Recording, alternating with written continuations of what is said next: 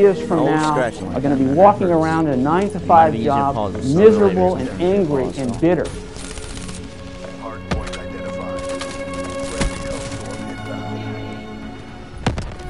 You're going to feel awkward and stupid and dumb sometimes. It goes with the territory.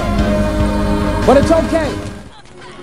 Ambition is a moral imperative. To be a good person, you have to have ambition. You have to try to do something good with your life. You have to try to get out of...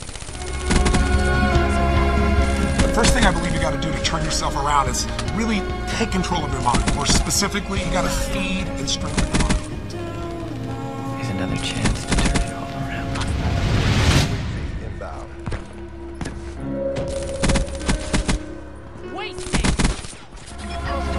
You're going to make some mistakes if you want to do something out here. You're going to fall flat on your face. You're going to be criticized when you come out into the arena calling. In the end, luck plays a very important part in how successful you are, but the harder you work and the longer you work, the luckier you're going to be. It's just following the masses. You will be given a lot of titles in your life. You will be told so many got R streaks, nice. Don't allow anyone to tell you that what you are dreaming for yourself and your family is not possible. It is possible. Don't be one of those people. You must only listen to that which empowers you. And see, it's not important how long you live. If you're going to have a breakthrough, if you're going to have that moment where everything changes, I mean, it's not BS, it's where everything shifts. It's not 10 years to change your life. That's what people say. It's that moment. The moment you have to. Or anything else is a waste.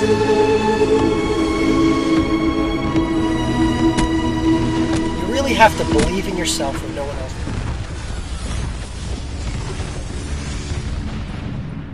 will. Hardpoint identified. Hardpoint locked down. Authorizing Wraith drone release. Hardpoint lost. Never believe a prediction that doesn't empower you. How many predictions have been thrown at you your whole life? I have the pleasure to present to you Dr. He dropped me.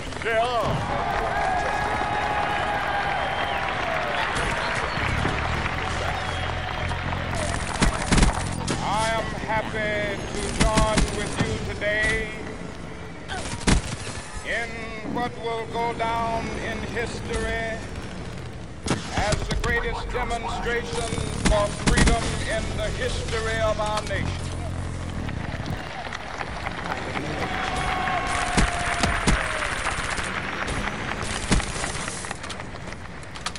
$50 years ago,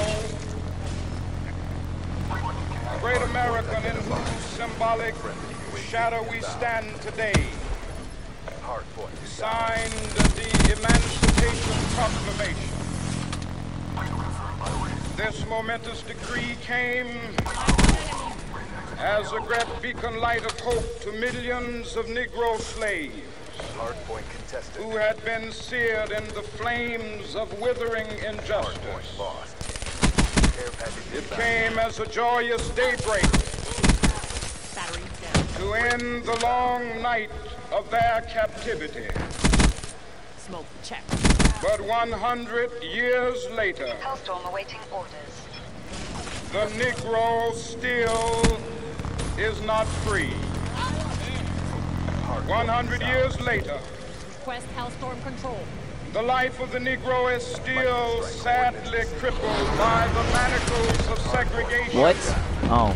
And the chains that's not my of team, I don't think so.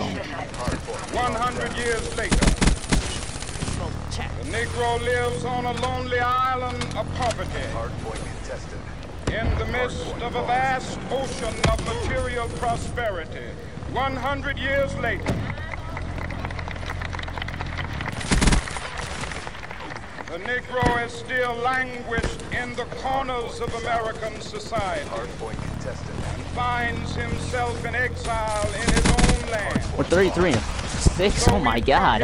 Get wrecked, mate. GG. To dramatize a shameful condition. In a sense, we've come to our nation's capital to cash a check. When the architects of our republic wrote the magnificent words Yeah, I kinda. of the Constitution and the Declaration of Independence.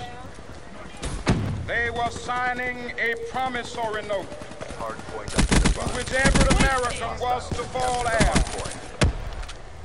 This note was a promise that all men, yes, black men as well as white men, Slow him down. would be guaranteed the unalienable rights of life, liberty, and the pursuit of happiness. It is obvious today that America has defaulted on this promissory note insofar as her citizens of color are concerned. Instead of honoring this sacred obligation, America has given the Negro people a bad check.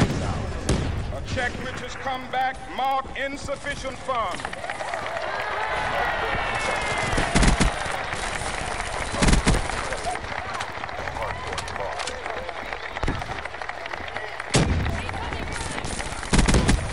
But we refuse to believe that the Bank of Justice is bankrupt.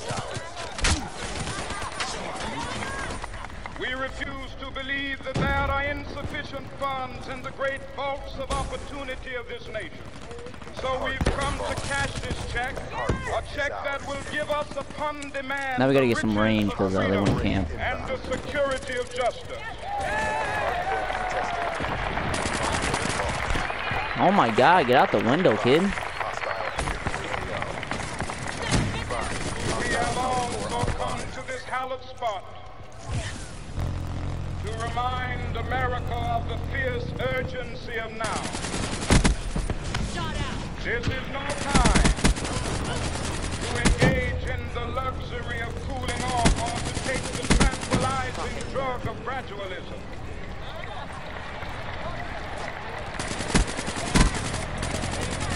Now is the time to make real the promises of democracy. Now is the time to rise from That is so gay. I do not like that thing at all.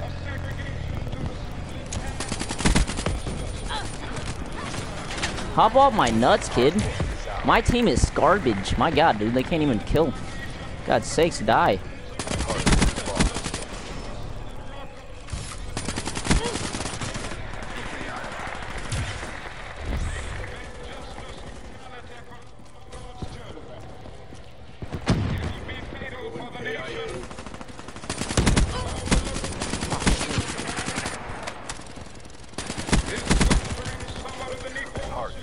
A dingo?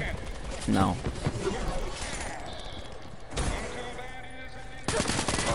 Kill him! Oh my God, dude. Hardpoint lost. Hardpoint identified. Hostiles have captured the hardpoint. We will now be content.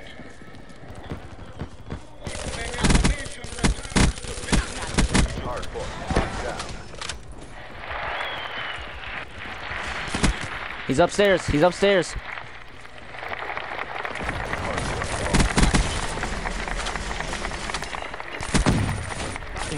There will be neither rest nor tranquility. What? Oh my God, I had to reload. I'm done. has granted his citizenship rights. The whirlwinds of revolt will continue to shake the foundations of our nation until the bright day of justice emerges. Kill their overwatch. That is something that I must say to my people who stand on the warm threshold which leads into the palace of justice. In the process of gaining our rightful place, we must not be guilty of wrongful deeds. Let us not seek to satisfy our thirst for freedom by drinking from the cup of bitterness and hatred. Bro, can we get on it?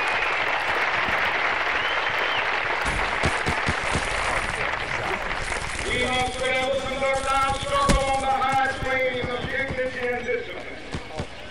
We must not allow our creative protest to degenerate into physical violence. Again and again, Don't let him get it. we must rise to the majestic heights of meeting physical force with soul force. The marvelous new militancy which has engulfed the Negro community must not lead us to He's upstairs on the stairs. For many of our white brothers, as evidenced by their presence here today, have come to realize that their destiny Is that all you do is camp, for God's sake? Get out the window, mate. they have come to realize that their freedom is inextricably bound to our freedom. We cannot walk alone. As we walk, we must make the pledge that we shall always march ahead. We cannot turn back.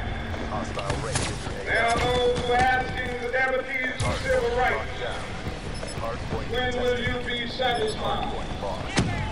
We can never be satisfied as long as the Negro is the victim of the unspeakable horrors of police brutality. We can never be satisfied. As long as our body is heavy with the fatigue of travel, cannot gain lodging in the motels of the highways and the hotels of the city.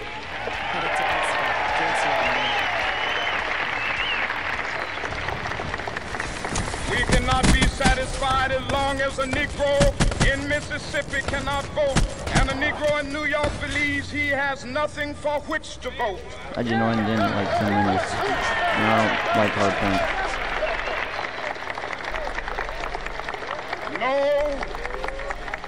No, we are not satisfied, and we will not be satisfied until justice rolls down like waters and righteousness like a mighty stream.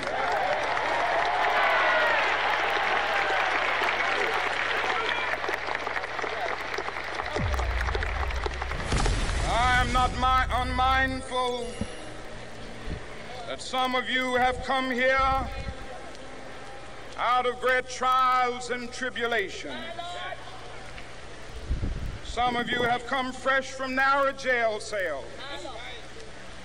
Some of you have come from areas where your quest for freedom left you battered by the storms of persecution and staggered by the winds of police brutality. You have been the veterans of creative suffering. Continue to work with the faith that unearned suffering is redemptive. Go back to Mississippi. Go back to Alabama. Go back to South Carolina. Go back to Georgia. Go back to Louisiana. Go back to the slums and ghettos of our northern cities, knowing that somehow this situation can and will be changed.